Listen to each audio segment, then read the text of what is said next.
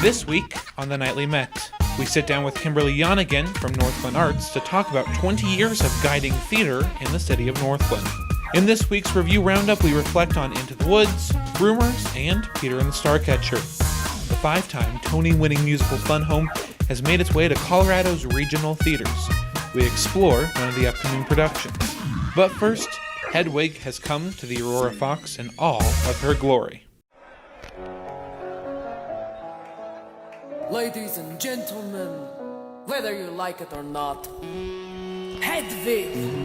My name is Jake Mendez, and I am playing Hedwig. So Hedwig and the Angry Inch is about Hedwig, and she calls herself the internationally ignored superstar. This story is about identity in many different ways. In a physical way, what is a sexual identity? What is your emotional identity? I'm Norel Moore, and I play Yitzhak. Yitzhak is a Croatian refugee who is now in America with Hedwig. Hedwig brought him and the band over, so we're kind of in her control. This 4-time Tony-winning rock musical follows the life of a fictional genderqueer singer, Hedwig Robinson, from East Germany. Our roles are very emotionally draining in very different ways. Jake does not stop. This is his show. He is the show. She is the show. But I have to play it quite differently. He's at the end of the spectrum, and here I am trying to not speak because of fear of getting bullied or punished for it. My experience with this musical as a rock and roll show has been really empowering and very kind of cathartic in a way. These words are deep. When you really listen to the words and decipher what this is and what this means, especially to Hedwig, the story that we have of acceptance and self-love and self-celebration is really something that everybody can. This musical is certainly not your Rodgers and Hammersteins. It is dirty, raw, fearless, and has something that Norel Moore feels came into her life at the perfect time. Moore just finished a 1-year battle with cancer, and the themes in this show helped her book in that chapter in her life. It was the show that I didn't know I needed. There's so much of these characters that you're able to connect to on so many levels. It's kind of crazy because my surgery was February 8th last year, so it's almost come full circle. And that's exactly what this show is for Yitzhak, for this character, is this just 180 of what else is out there. And there's so much more to this life than I want, and I need. It definitely rings true to my personal life and this battle that I've overcome. This is a show about love and how to love yourself, how to love the path that you've been given, even though sometimes it sucks. It is so hard at times to be able to put one foot in front of the other. Everyone can relate. It's about love and power, and what do we do with that? But just come with an open heart, an open mind, and be ready to give us the energy we need so that we can feed the audience as well. Hedwig and the Angry Inch plays now through February 10th at the Aurora Fox. For tickets, visit aurorafoxartscenter.org. Will you tell me, who is Kimberly?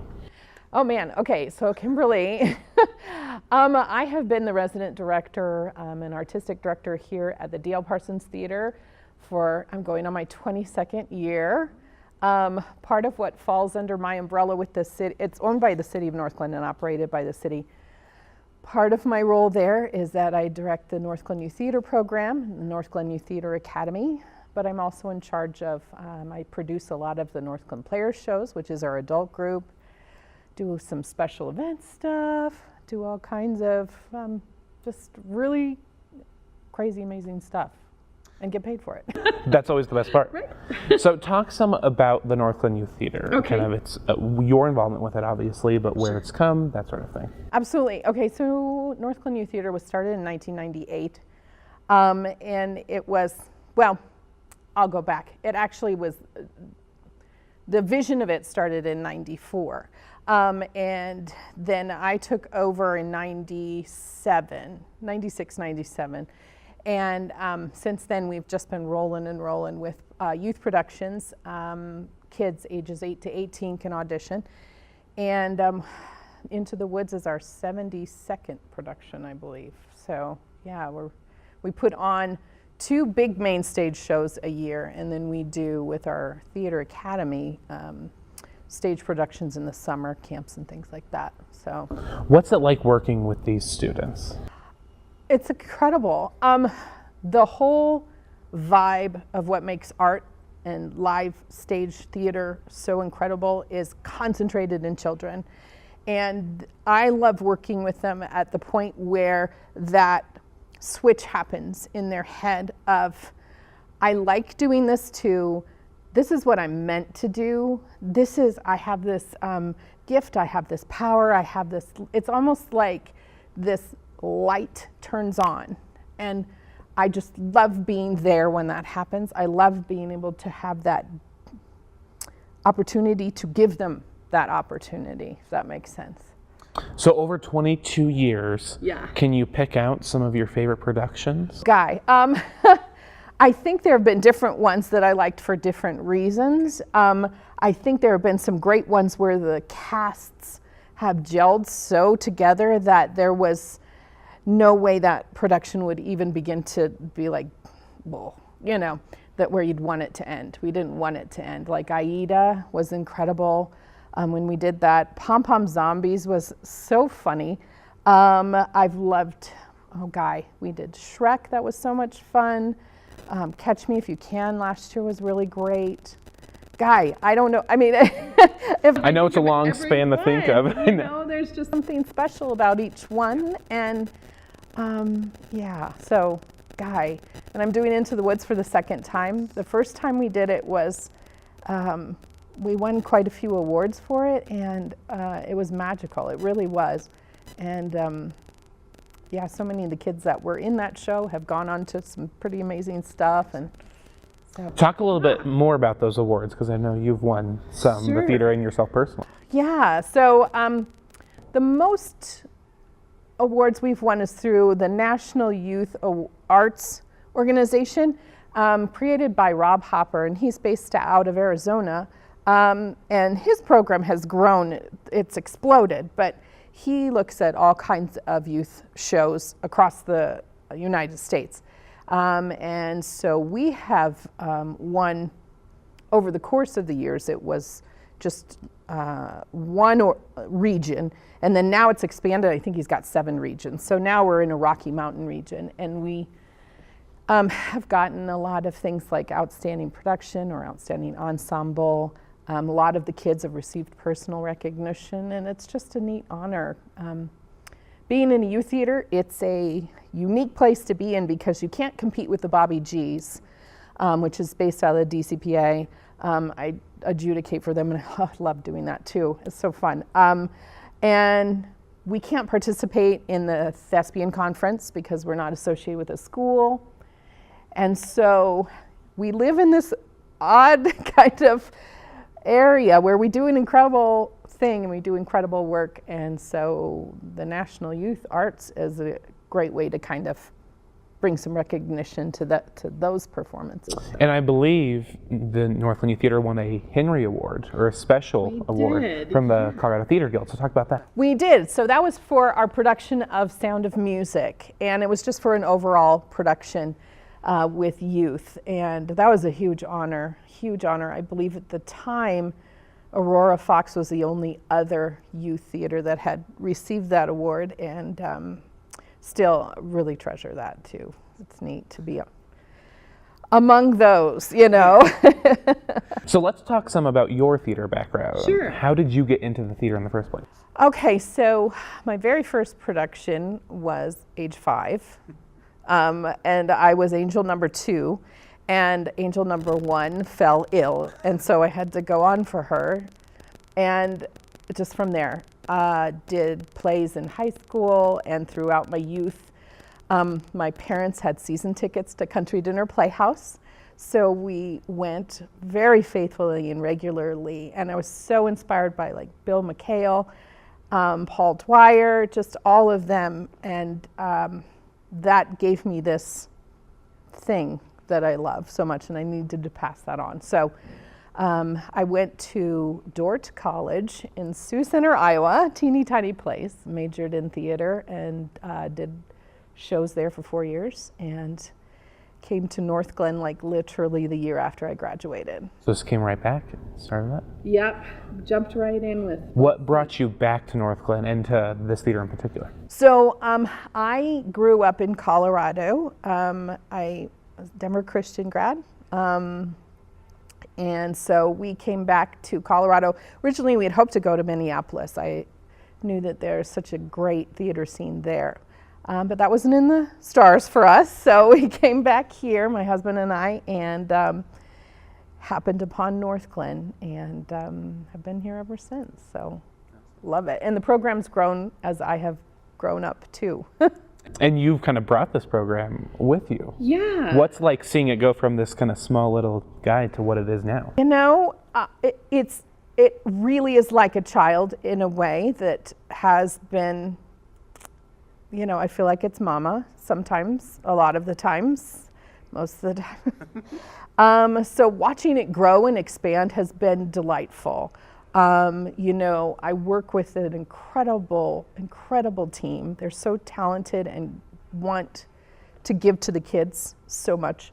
And, you know, with the academy now growing and all of that, it's just so cool. And watching the kids that have come up through the program go on to do stuff at their high school or beyond, you know, so many have gone. Some Tony winners. So, yeah, Annalie has a Tony. We always have to bring her up. Yeah, you know, and the fun fact about that is the show she did with us, I was on maternity leave with my firstborn, so I worked for like hardly at all, and yet, you know, we just are so proud of her and so many of the other kids that are on their track to awesome. But also teachers, you know, who have been teaching drama, or even those who do it at the community level. It's just, what a gift, you know. Art is something that never stops. You just keep giving it and it grows. So it's surreal. Let's take a minute and talk about the Northglenn Players. That's kind of now the adult version. It is. And what's been your involvement with that? Okay, so there were a couple community groups that used the facility. They rented the facility when I was first working here in Northglenn. And, you know, funding and all of that just kind of made it so that both those groups just couldn't make it on their own. And it left a real big hole. And so I was like, we've got to get an adult company. We have to. And my supervisor, Michael, was always very supportive about that. And we finally were able to, 6 years ago, start up the Northglenn Players so that there was a community theater group here that kids who had done NYT could have something they could do beyond. But also for anybody. I mean, we get actors from all over the place to come do our shows, and so proud of it. I think it's so great, and I can't wait for it to grow and expand the way NYT has. Exactly. So working with all these kids, is there some piece of advice or something you try and instill in all of them? Wow, okay. I think usually what we focus on is a lot of when you are selfless, that's when you make yourself even more fantastic. Like acting is a back and forth thing. If it's all about you, you aren't really going to get the most full experience that you possibly can. So we do a lot with, you know, give and take and making someone else look incredible, because then that gives you something to work with.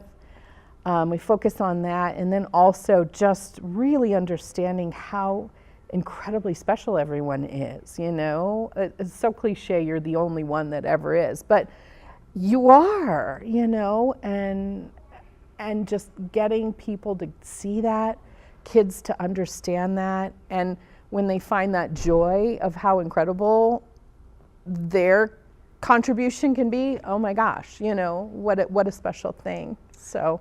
And then my last question is, if there's someone that's apprehensive or nervous about joining a youth theater in Northglenn Youth Theater, what would you say to them?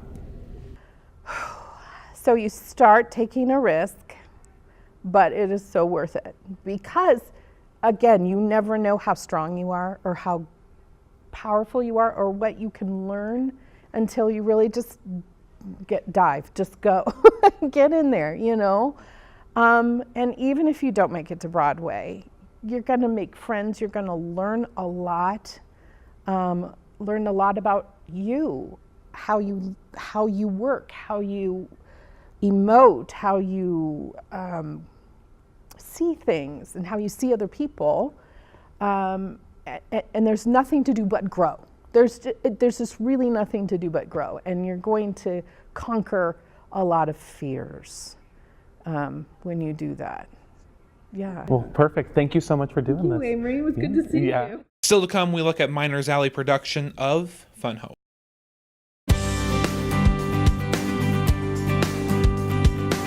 Hi, this is Wellington Webb, former mayor of Denver, Colorado from 1991 to 2003. I was so pleased to receive an honorary doctorate from Metro State University. It's been a great highlight of my life. And I also want to take this opportunity to say happy birthday to you on your 50th anniversary. Discover a whole new world at Aladdin, the hit Broadway musical. USA Today calls it pure genius. It delivers a rush that will surprise you. The New York Times calls it fabulous and extravagant. And exactly what you wished for. Aladdin. Plays the Buell Theater April 7th through the 28th. Tickets at denvercenter.org or call 303-893-4100. Drop that baby.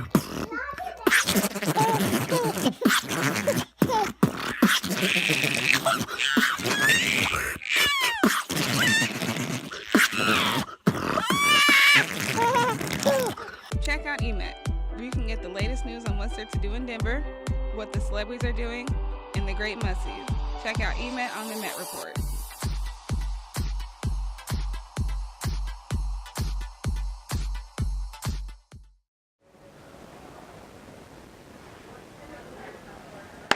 Why are you reading that trash?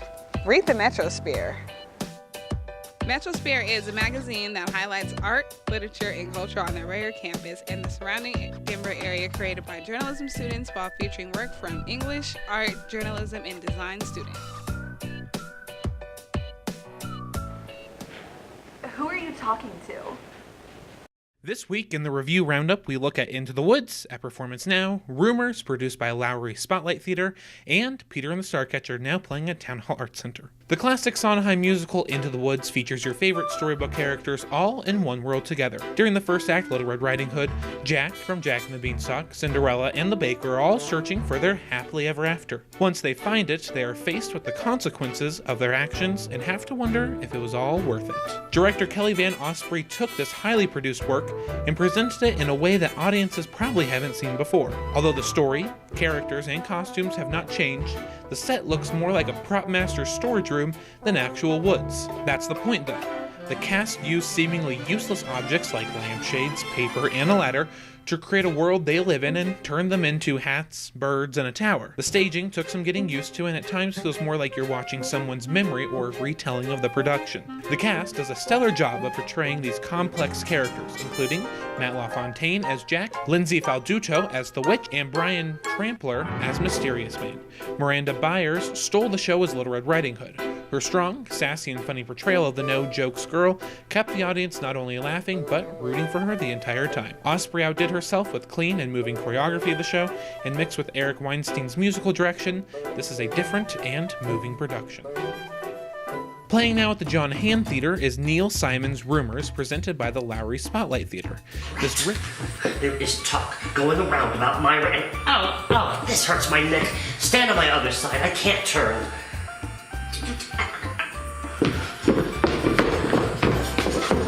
There is talk going around about Myra and Shark.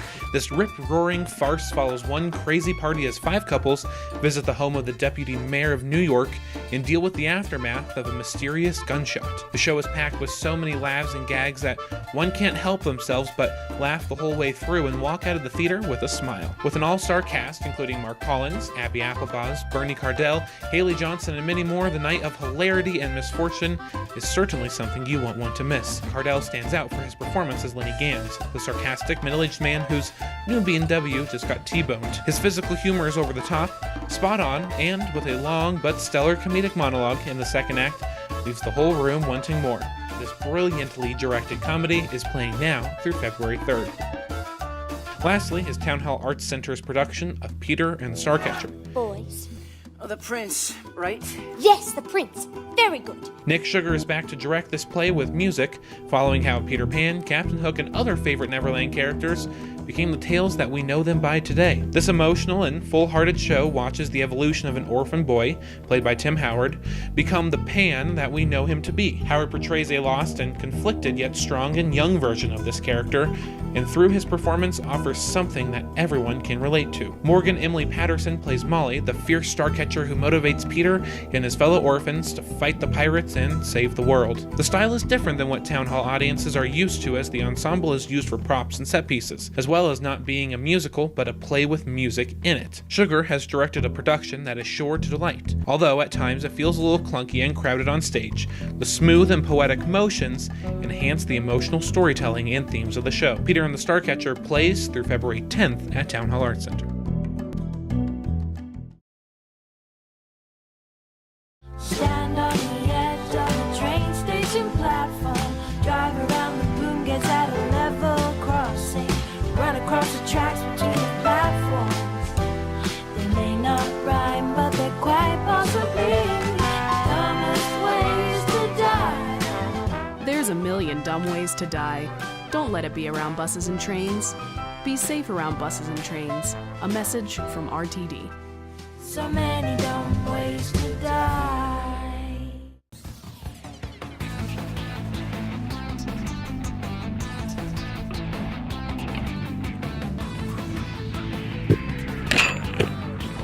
I'm Juan Arellano, and this is the Templo Futbolero. En esta edición les tenemos en las 65 ocasiones el Colorado, Guadalajara, Denver, Denver.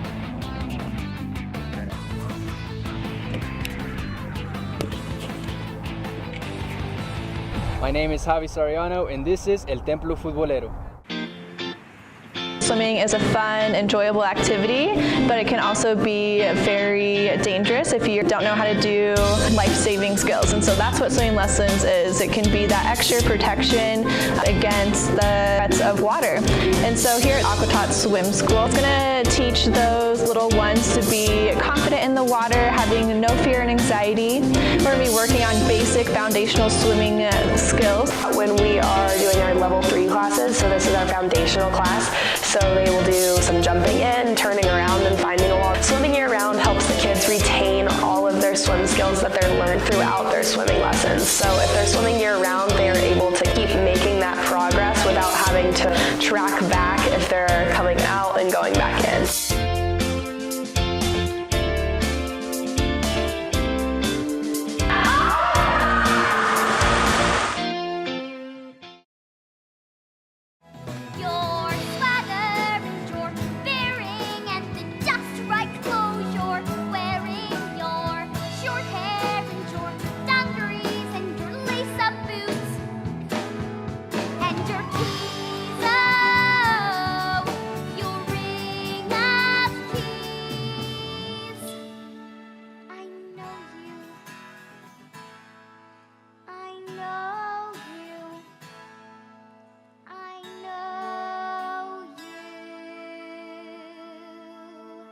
Fun Home is a strong and bold musical based on Alison Bechdel's graphic novel of the same name. It follows her story as she leaps out of the closet and accepts her sexuality.